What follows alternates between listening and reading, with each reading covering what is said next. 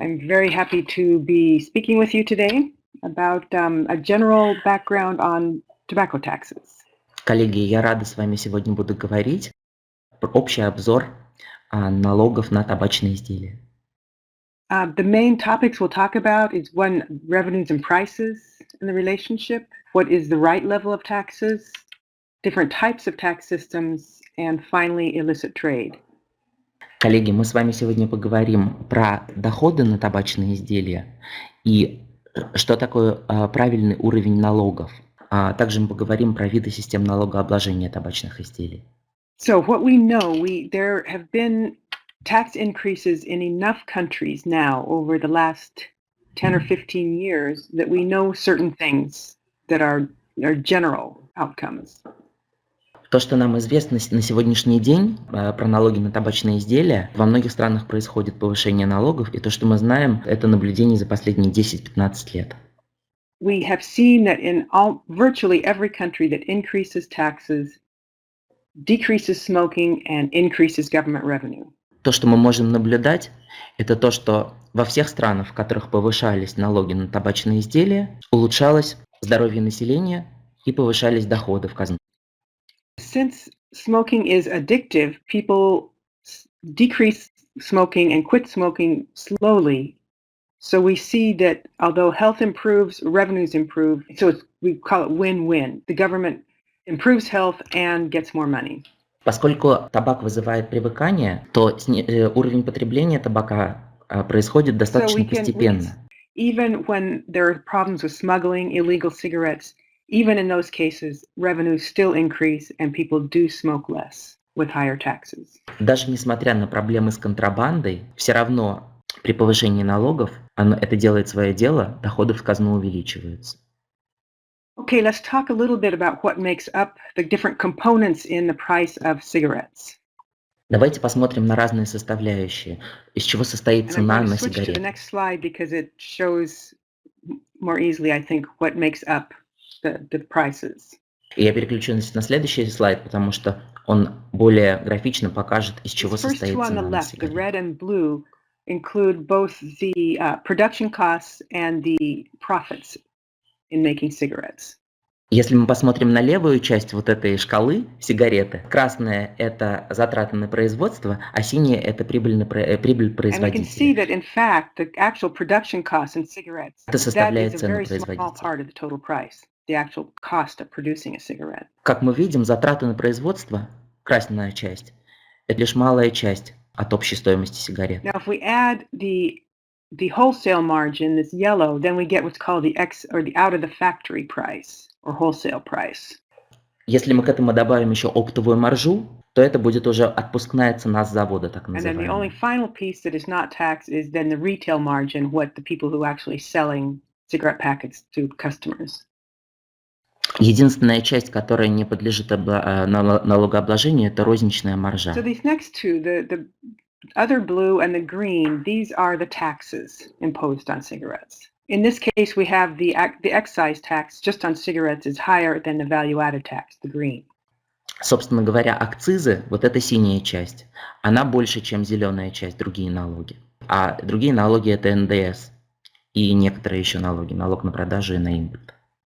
Now, if we increase taxes, say we increase the excise tax, this blue part, that will increase the price of the cigarette if the profit margin of the company stays the same. Если мы увеличиваем акциз, то стоимость сигареты возрастает в норме. Но это происходит только в том случае, если производитель не сокращает свою прибыль. And the next slide shows an example of using Ukrainian data where they did exactly that.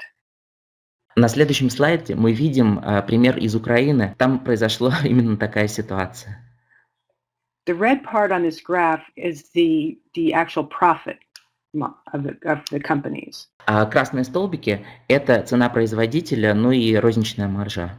And up until 2008, the actual total tax stayed about composition changed, but the total tax was the same. But you see that the profit is coming down in order for prices to decrease. Как мы видим, меняется соотношение частей стоимости, но снижается уровень доходов компаний. Now, when the taxes start increasing by bigger amounts after 2008, then we see profits. They could no longer maintain this, so profits start increasing as well, partly because they would blame the increase on tax increases, not on their profit increasing. Как мы видим, после 2008 года, когда существенно возрастает налоговая часть, доходы компаний тоже немножечко начинают расти. So it's just a nice graphic where you can see how the companies played with their profits. They were willing to make less profits in order to make the price decrease in spite of no change in taxes. Мы видим, как играют компании со своей прибылью, она снижается как раз для того, чтобы компании несли убытки и не снижалась бы доля рынка. Okay, the next one we want to talk about is what is the correct or the right level of taxes in view of improving health. Теперь мы поговорим о том, какого же правильный уровень налогообложения, что это такое.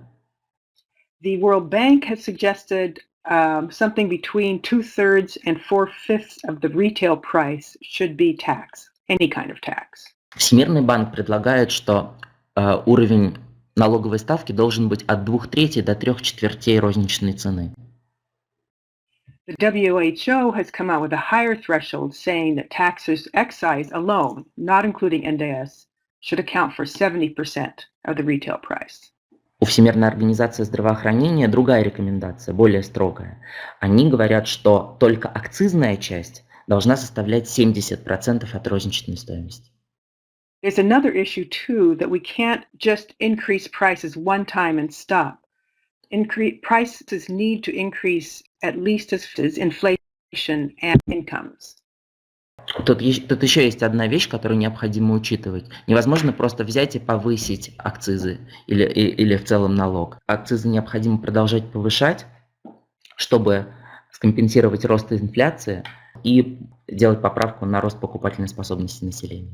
Okay, we will come back to that, but there's first a slide showing by region, high income levels, both the price, the tax, and the percentage. It's the green line here of percentage of the price that is taxed.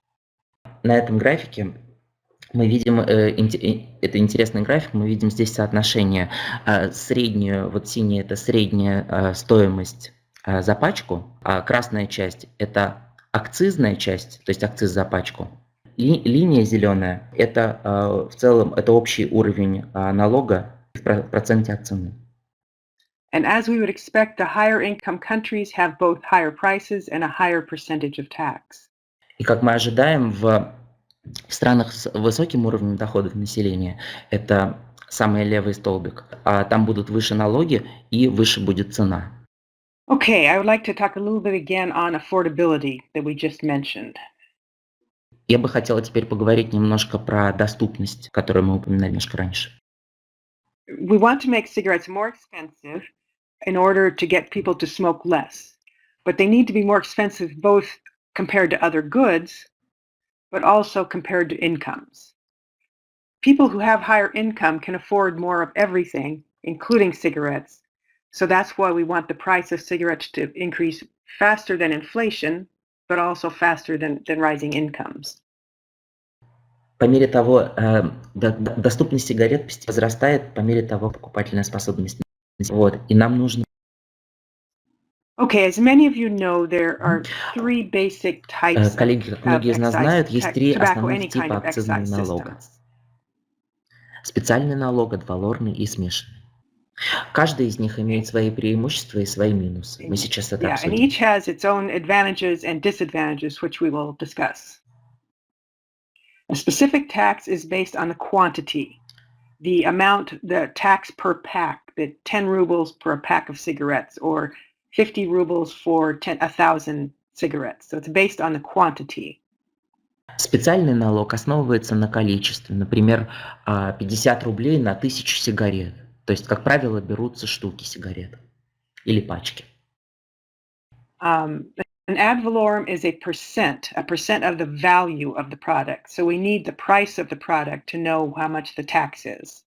Адвалорный Okay? налог I рассчитывается на can't I основе can't hear most of what you're стоимости. saying, so I'm not sure when Вот. you're finished. Адвалорный налог– это Um, процент от цены okay, and so the производителя. mixed system obviously has both. It has a part of the tax is on the physical amount, and part of it is a percentage. А смешанный тип, он состоит как раз из двух, из специального и из адвалорного. То есть там есть Okay, фиксированная часть и есть процент. so the specific tax, the main problem with that is that it has to be changed every year to increase prices because it's a fixed amount. У специального налога основной его недостаток и вещь, на которую нужно обращать внимание постоянно, его нужно все время корректировать. The two good things about specific is one, since it's an amount per pack, that cheap cigarettes increase their prices faster because it's 10 rubles is more of a 50 ruble pack than it is of a 100 ruble pack. So it makes cheaper brands more expensive, and it's also very easy to administer because you just count the number of cigarettes or packs. Два преимущества, которые касаются специального налога, им проще управлять. Есть просто фиксированная цена, которая добавляется к стоимости всех сигарет. И второй момент, все марки сигарет, независимо от стоимости, возрастают на одинаковую часть. Okay, so ad valorem is good because since it's a percentage of the price, it automatically increases with inflation. So you don't have to make an adjustment every year because it's automatic. If prices go higher, the tax goes higher. Основное преимущество адвалорного налога в том, что у нас есть фиксированный процент налоговый, и он каждый раз автоматически повышается. То есть повышается стоимость, повышается процент. И нам не нужно за этим следить. The two negatives for an ad valorem is one is that it proportionally increases the prices of all brands of cigarettes the same. So if it's 10% higher, I'll go up 10%. So it allows consumers to switch down to cheaper cigarettes. Какой же подвох у адвалорного налога? Поскольку все цены растут пропорционально, то и разница между разными марками в стоимости сохраняется. Поэтому есть риск, что потребители будут переходить на более дешевые марки. The other is since it's based on the value, and that means you have to have invoices or facturas, that any time that you have bills of sale, you can fake the amounts on it so that it's easier to commit fraud with using invoices. Вторая сложность заключается в том, что этим налогом сложнее управлять, потому что там есть потенциал для мошенничества при оформлении отгрузок, на уровне оформления документации там проще подтасовывать. For the mixed systems, they have the advantages and disadvantages of both. Как мы понимаем, у смешанной системы есть и сильные, и слабые стороны и того, и другого налога, они объединяют. As an example, the system in the European Union is the largest number of countries using the same excise tax system, and it is a mixed system.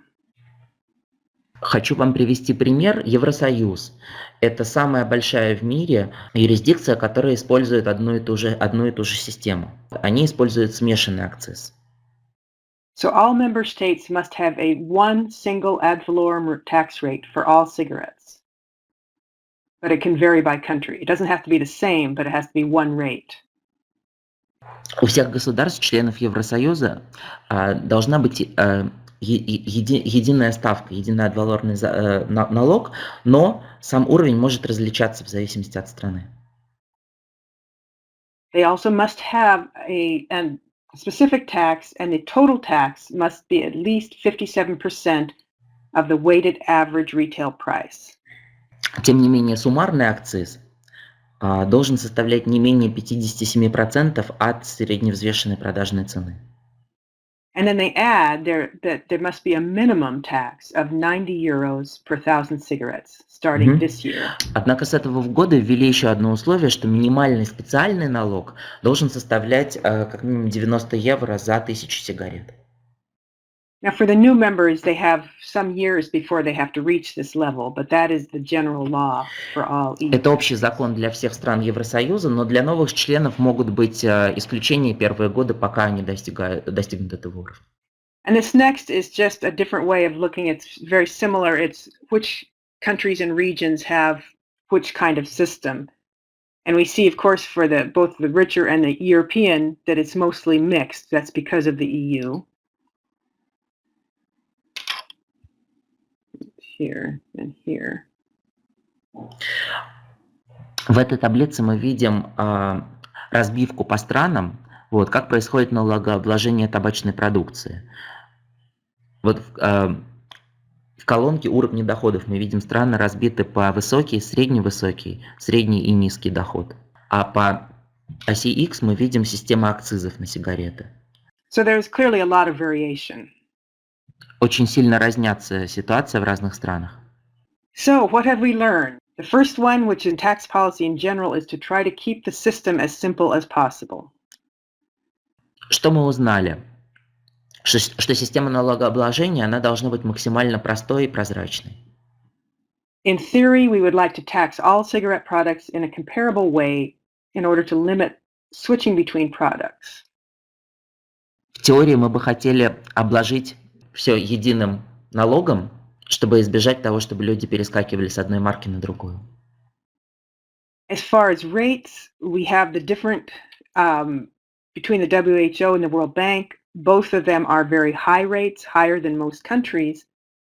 I think the lesson here is we should be trying to increase rates, maybe eventually to get to those levels, but in steps probably because it's a big increase.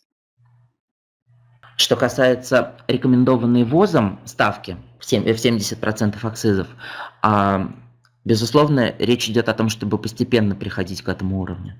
And then I have a nice example of bad tax policy in the US. Вот здесь, на этом следующем слайде, мы видим пример плохой налоговой политики табачных изделий. Pipe tobacco and roll your own tobacco are virtually the same type of tobacco, just packaged differently.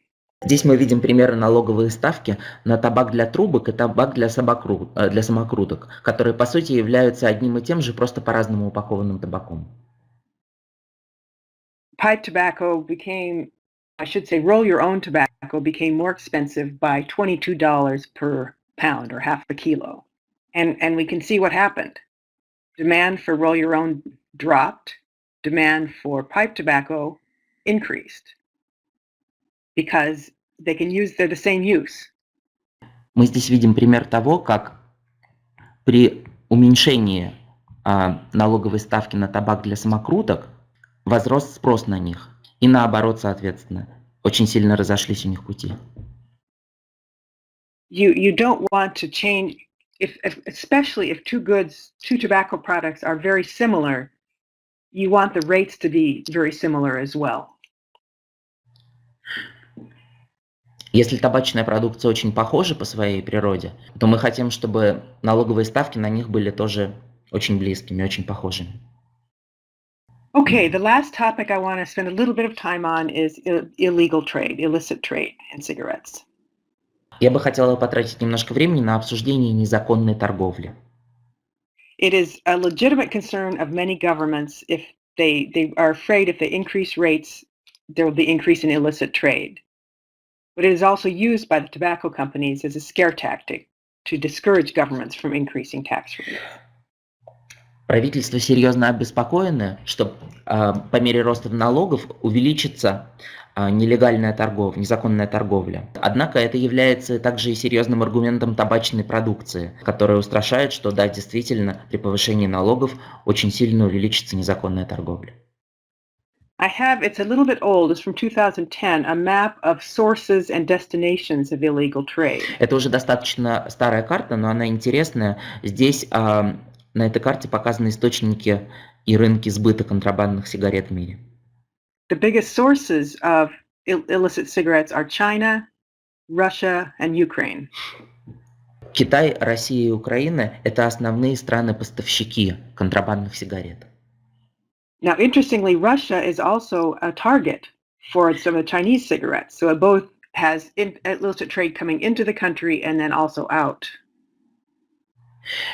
Интересно также отметить, что Россия – это и большой очень рынок сбыта для китайских контрабандных сигарет. And clearly, I would put all of EU because they have high tax rates and they're high incomes, and so they're also pretty much all of them, along with North America and Brazil, targets of illegal cigarettes. Поэтому помимо России основные страны сбыта для контрабандных сигарет — это вся Северная Америка, Бразилия. Now there are more, but we can say there are three kind of basic types of illicit trade. The first is large-scale smuggling, mostly done by large criminal organizations. На этом слайде мы видим основные виды незаконной торговли. Собственно, в каких формах она существует. Крупномасштабная контрабанда, как правило, это организованные преступные группы этим занимаются. Занимаются как транспортировкой, так и продажей. Bootlegging is what we say in English for kind of the small scale, people who buy up cigarettes either duty free and put them in their car and bring them in. So it's real, but it's small, much smaller amounts. Бутлегерство — это совсем небольшие объемы контрабандных сигарет, их возят или группы небольшие, из duty free привозят их, или приобретают их в странах с низкими ценами, а потом перепродают в странах с высоким налогообложением, получая прибыль. And finally, illegal manufacturing, which is declining.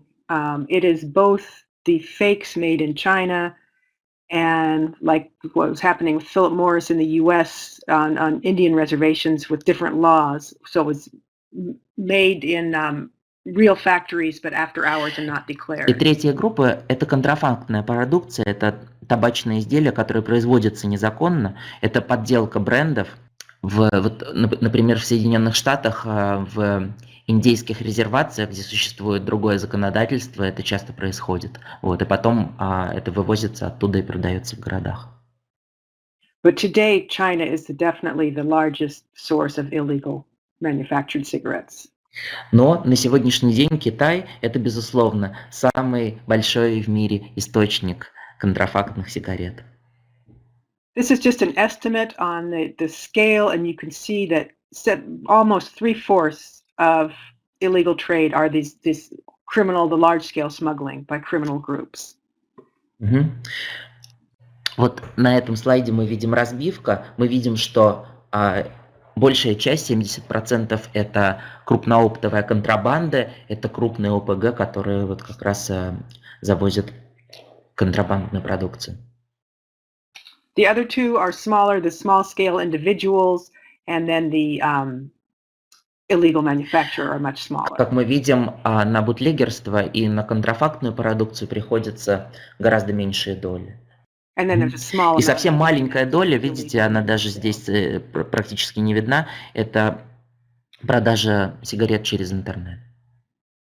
So one reason for smuggling is higher prices in different countries. However, countries with higher tax rates do not always have the highest levels of illegal trade.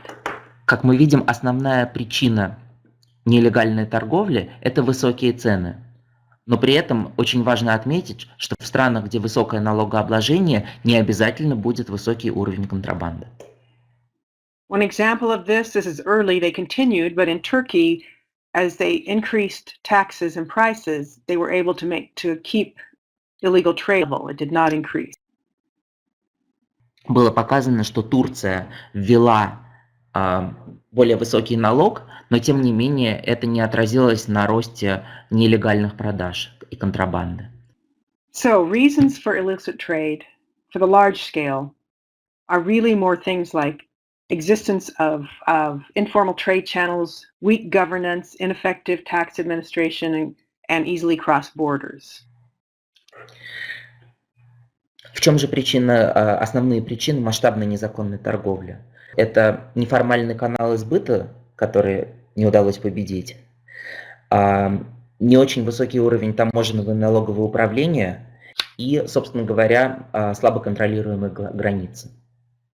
None of which are quick fixes. It takes time to improve the capacity with customs and tax administration. Ни одно из этих препятствий, к сожалению, нельзя сказать, что они быстро налаживаются. Требуется время, чтобы преодолеть эти трудности. Особенно в том, что касается таможенного и налогового управления.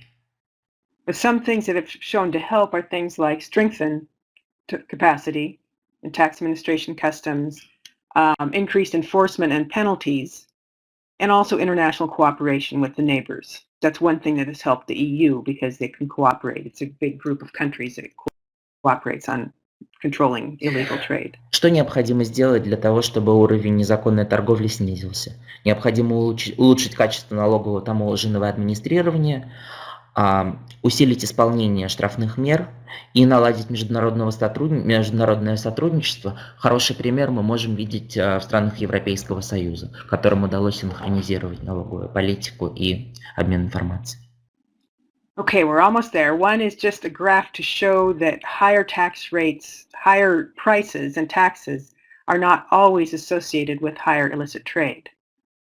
The green line is illicit trade. На этом слайде мы видим, что высокие налоги не всегда приводят не всегда влияют на уровень нелегальной торговли. Вот эта маленькая зеленая линия – это уровень нелегальной торговли. A little bit of example on Russian data. This is from a draft paper done by NES in Moscow, looking at levels of trade, of illicit and both internal, external trade. It's looking at Russia and Ukraine. The levels of estimated levels of illicit trade in Russia are actually quite low, around a little bit over 2%. На этом слайде мы видим. The EU average is more like 10%. На этом слайде мы видим данные по России и Украине. Вот. И Джин говорит, что в России не очень высокий уровень нелегальной торговли, около 2%. В Европейском Союзе это выше, около 10%. So that's the basic presentation. I'm sorry we had the technical issues, but if there are any questions or comments, we're open. В общем, это все, что я хотела вам рассказать. Я надеюсь, стало понятнее. Были технические сложности, которые нам мешали. Вот. Но если у вас есть какие-то вопросы, я буду очень рада на них сейчас ответить.